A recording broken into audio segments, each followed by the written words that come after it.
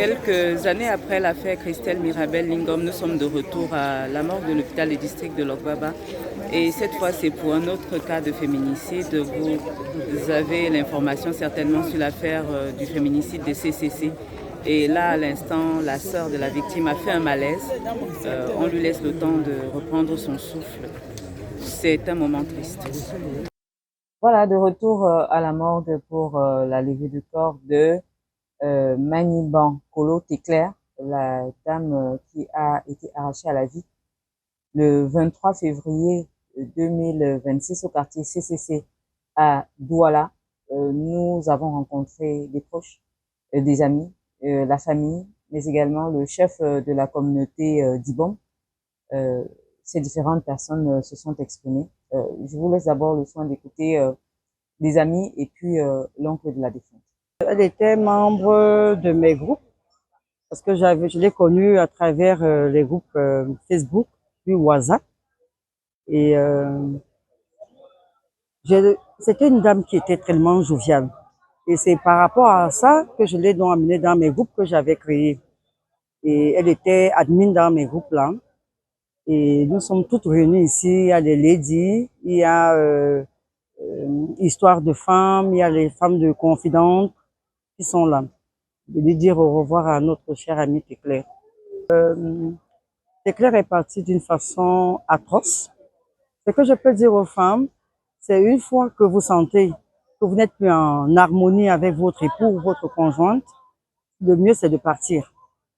Et partir, sous quelles conditions? C'est de convoquer toute une famille, une réunion, la famille de l'époux et la famille de l'épouse, pour que les deux familles soient en harmonie et prennent acte que vous ne pouvez plus continuer à subir les humiliations, les moqueries de votre conjoint, de votre conjointe.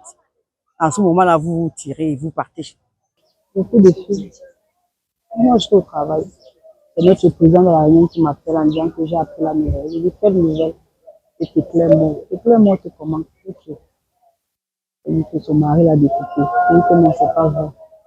J'ai fermé le salon, j'ai couru aussi. Je suis arrivé les lieux. On peut donner du sang. On a fini avec, mais on était à partir avec son mari.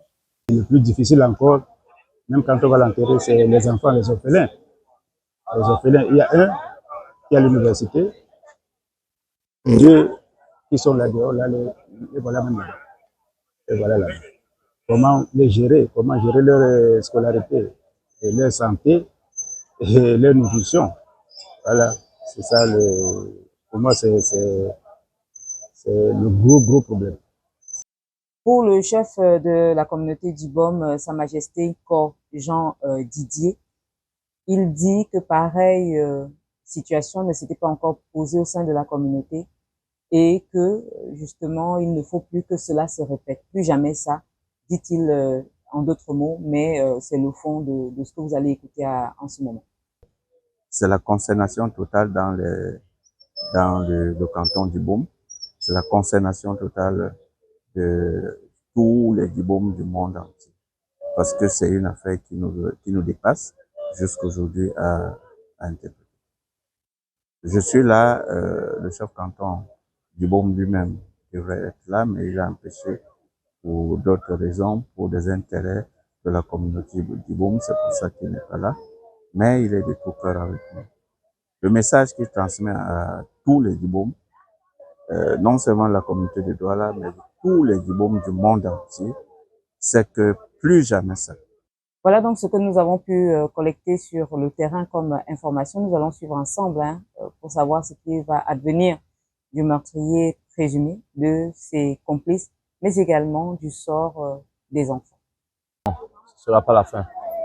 Ce ne sera pas la fin. Je pense que ça, c'est un cas de féminicide qui va faire école parce que nous n'allons pas nous taire. Nous n'allons pas nous taire. Nous allons encourager d'ailleurs d'autres victimes qui souffrent encore dans les foyers à se lever et à dire des choses. Parce que oui, nous l'avons perdu. Oui, la famille est émeurti par ce départ, mais vraiment nous allons prendre notre courage à deux mains pour accepter de parler, et nous allons demander aux autres dames, aux autres victimes qui sont dans les foyers de venir dire quelque chose sur ce qu'elles vivent au quotidien. Peut-être que ça peut sauver des vies. Nous allons peut-être essayer de dissuader aussi d'autres meurtriers qui somnolent dans les foyers. La femme n'est pas un objet, la femme n'est pas un animal. Si vous êtes un chasseur, vous n'allez qu'à foncer dans la brousse pour aller chercher votre gibier.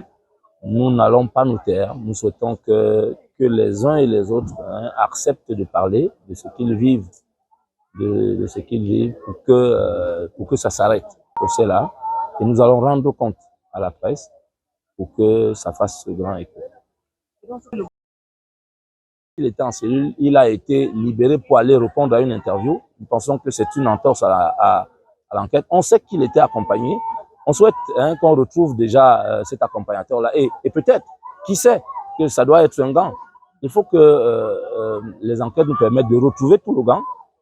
Et comme il est vivant, qu'il nous dise le mobile, ce qui peut avoir amené à faire ce genre de crime odieux.